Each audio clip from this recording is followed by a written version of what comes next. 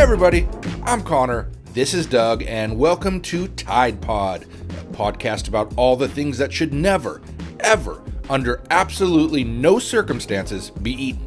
We'll shoot you straight about what you can and cannot safely put in your belly. We'll start with Tide Pods, of course. Sure, they look delicious with their colorful little swirls, but they're not edible. I repeat, they should not be eaten. How about drywall spackle, you might ask? Yes, it looks like sorbet, but it's important to remember that it's not sorbet. Don't eat it. Let's say you're working in your garage. It's hot in there. You're parched. You see that jug of antifreeze, and boy, does it look like Kool-Aid. No! Put it down. It'll kill you. That pink insulation in your walls, no doubt about it, looks like cotton candy, but trust me, it doesn't taste like it. It's made from fiberglass, and it will do a number on your digestive tract. On top of that, Connor, that is, without a doubt, the most informative introduction to the podcast you've ever done. But as important as this public service announcement is, this is not that podcast. This is the Bethel School District Presents, a podcast about the Bethel School District. Now, Connor, I have a question for you. Do you remember episode 6 of our podcast? Vaguely. It was like a month ago. What can I tell you? I'm future-focused, baby. Well, back in episode 6, we talked about mental health in the district and a new service for students called Hazel Health. Hazel Health offers free mental and physical telehealth services at home for all students in the Bethel School District. It's a free service, which means there's no cost to families. Hazel Health doctors can evaluate symptoms and provide the appropriate type of treatment. They can help with everything from acne and asthma to allergies, headaches, and even pink eye. Sounds like your memory's coming back. It is. The coffee's kicking in. Hazel Health also gives students access to virtual counseling sessions at home. When a child's struggling with their emotions, Hazel can quickly provide assessments and screenings, counseling, education, and navigation to additional resources and care. Well, since we aired that episode, Hazel Health has kicked off these services to students and families in Bethel. In fact, it was just a few weeks ago that they started, and Assistant Superintendent Dr. Brian Lowney said the numbers have been surprising. We're only 2.5 weeks in or so to our Hazel Health partnership, and already we have over 200 student referrals to Hazel Health, with 120 of those coming from our hardworking counselors, principals, social workers in the schools, but nearly 100 of them coming from our community, so they're parent-based referrals. So almost a 50-50 split between referrals coming from our schools and parent-initiated ones. I guess I wasn't too surprised about that, but Dr. Lowney said this is not normal for Hazel Health. That's an anomaly. That's not what they experience in other districts, especially that high number of parent-initiated referrals right off the bat. What that tells us is the need for this community, our Bethel School District families, to have access to mental and physical health care and some of the service desert that we live in out here and experience. Calling Bethel a resource desert is nothing new. In fact, Superintendent Tom Siegel put together a video presentation recently showing the lack of county resources here in Bethel. Well, we have 124,000 people who live here, about 13% of Pierce County's population. We get nowhere near 13% of the county resources. And it's a problem for our families and for our kids. It's an extra problem they have to face in addition to everything else. This has been a problem that's been going on not just for decades, but generations. And it's time for change, because not only the people who currently live here face these problems, but there are tens of thousands of more that are coming because of recent changes in county zoning. If you'd like to see Superintendent Siegel's full presentation, check out our YouTube channel at youtube.com/BethelSchools. And if you'd like to learn more about Hazel Health, visit bethelsd.org/health. And now it's time for shout-outs. Remember, if you want to submit a shout-out, just record yourself praising one of your coworkers, friends, your kid's teacher, and email us at communications@bethelsd.org. Hello, my name is Ryan Olson. I am from Elementary Teaching and Learning, and I would like to give a shout out to Carrie Blair, who is our secretary. She's the glue that holds our department together and keeps us all in line. Hi, this is Susie Askew, principal of Spanaway Lake High School. I want to give a shout out to our Sentinels alums, current students, families, and staff. Go Sentinels! The Secondary Teaching and Learning team would like to do a shout out for everyone who's involved for our SBIG project.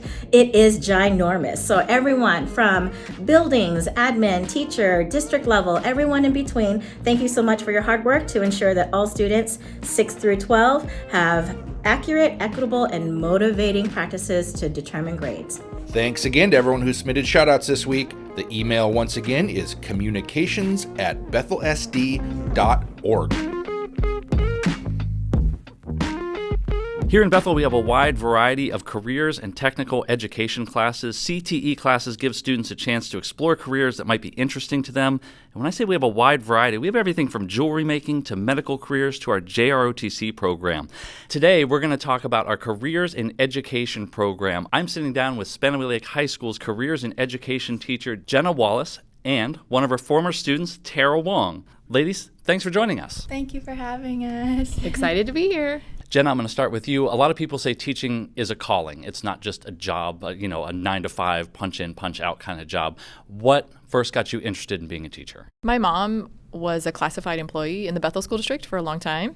She worked in schools. She also was ASB secretary at one of the middle schools, and then went over to work in payroll and worked through preschool, like a clerk. So school's always been a place I've been. I have 2 aunts who are teachers as well, so it's just kind of in my blood, I guess. Now you're a teacher teaching possibly future teachers. What's that mean to you? It's exciting. I have students like Tara, who's with me today, that I get to be around and see their excitement when they go into classrooms and see the light bulb go off with students and just see how they help create a healthy learning community in those classrooms. Just makes my heart blow up. Tara, for you, what was it that made you want to start looking at teaching as a career? What made me interested in teaching was wanting to be someone's Miss Wallace, to boost your ego, but ensuring many students that have a reliable adult at all times is much needed. That's amazing. How does that make you feel? Makes me want to cry when she says that, because Tara's a special student and she really just jumped into this class last year as a junior. You take it as a junior or a senior, and she just jumped in. And through COVID, I actually had her right when we went out in COVID, missed that last week together when we went out in March in that trimester, and then I got her back for Child Development 2. And we were in just a little side Zoom session. I did little mini conferences with students, and I told her, I was like, Tara, I have this class called Careers in Ed. You'd be great. Like, your assignments have been great through Child Development 2, the second class. Like, I really could see you working with people. And she just kind of went, oh, yeah, maybe I would want to be a teacher. Maybe, she's like, somebody else told me that too. And I said, I just see, like, how much you care and how much effort you put into it. And there she was her junior year. So it was awesome. That's awesome. And Tara, you're actually the first student we've had on the podcast, so I'm really excited to talk to you today. So what other careers had you been thinking about before you took Careers in Ed? I always was into architecture, so though I may not go into education straight out of high school, I do want to do this potentially in the future. Careers in Education is offered at all 3 of our comprehensive high schools here at Spanaway Lake, at Graham-Kapowson High School and Bethel High School. Jenna, can you give me an overview of the Careers in Education class? What are students learning? Sure. We look at 6 different pillars, so ranging from college access, so especially for students like the month of October, FAFSA opens, we need to look at college application deadlines, so that's one of ours. We start off with healthy learning communities, how students need to feel safe and comfortable in their environments, and how we set that up. We're also going to look at equity and opportunity for students, inequities in education. Also, they do an internship, so they'll spend about 4 months, 3 to 4 days a week with an elementary teacher. Usually, if we get middle schools, that's great too, but it's a little bit hard with the scheduling. And they work with a mentor, and they have weekly activities that they're kind of focusing on. Like, they'll focus on how they communicate with parents and how teachers handle discipline, how they do use technology. So basically all these demystification of education things that we do to help them see if this is really something they want to go into. I think that's really important because a lot of people have that sage on the stage thought of teaching, of just someone standing in front of a room, just lecturing all day. That's not what education is at all. Tara, for you, before you took this class, what were your thoughts on teaching? I mean, you've been a student your whole life. What were your thoughts coming into the class? Well, I didn't know what to expect. One thing I learned that was very eye-opening was the different types of ways students learn. Every student in all classrooms have a preference on how they personally understand the curriculum being taught. For example, one thing we learned from Ms. Wallace was that there's visual learners, and then there's others that are physical learners, and then there's a whole bunch more audio learners, And it was eye-opening for sure, because then it also let me know that I didn't feel so down about myself when learning the stuff, just knowing that there's just different ways it could be taught. Everybody can learn in all of those ways. You might have a preferred style, right. But just so a teacher just doesn't give direct instruction. A teacher has activities, they do dialogues, they do engagement activities where maybe you discuss where you write it, maybe you discuss out loud. So maybe you go outside and you look at nature, you do math in different ways. So just finding ways to have a variety in your teaching. So, and that's one thing that our district's pushing for is universal design for learning, is having multiple ways for kids to show their learning of a standard. So Tara, for you, it was an eye-opening experience this class. Jenna, for you, what's something you teach that would surprise most people? We talk a lot about inequities in education and looking at the students actually pick a topic and they have to do a presentation on something they feel is an educational issue. And so we brainstormed issues. They looked at maybe like the start time for school. They looked at, why are certain people suspended more often? Also looking at privilege and how that's impacted education, and how we look at the brain and how important it is that we target, hit different places and make people feel comfortable. So it's kind of fun when they get to see what inequities are out there and giving them access to do a presentation and convince us about those things. So that's fun for me, that maybe people don't know that we're doing that, giving them the opportunity to see like what's maybe wrong with education and how can we help it so we can get more teachers in and we can get more students meeting standard and get more students graduating and joining the workforce. And that's a big thing I think people don't understand about the course. For sure, and about teaching too. I mean, it's an ever-evolving, we didn't figure teaching out 100 years ago and it's been mastered. It evolves with the times and the things and the ways that we need to teach people. A lot of our CTE classes have a hands-on component to them. Careers in Education has that internship. Tara, for you, how did this class compare to other classes that you took here at Spanaway Lake? This class definitely was the class that would be the highlight of your day. Even on days when you didn't feel your best, knowing that young kids were watching the clock like a hawk waiting for you to walk through that door was like the biggest daily welcome. And it would change your mood instantly, of course. The biggest motivation to interning was definitely the students, like by far the students. Where did you do your internship and what grade were you teaching? I was at Camas Prairie Elementary and I was interning for kindergarten. Oh my gosh, that's had to be the highlight of, I'm sure it was a highlight of their day. It had to be a highlight for you too. That's so fun. Jenna, for you, do you have any students that have gone on to become teachers?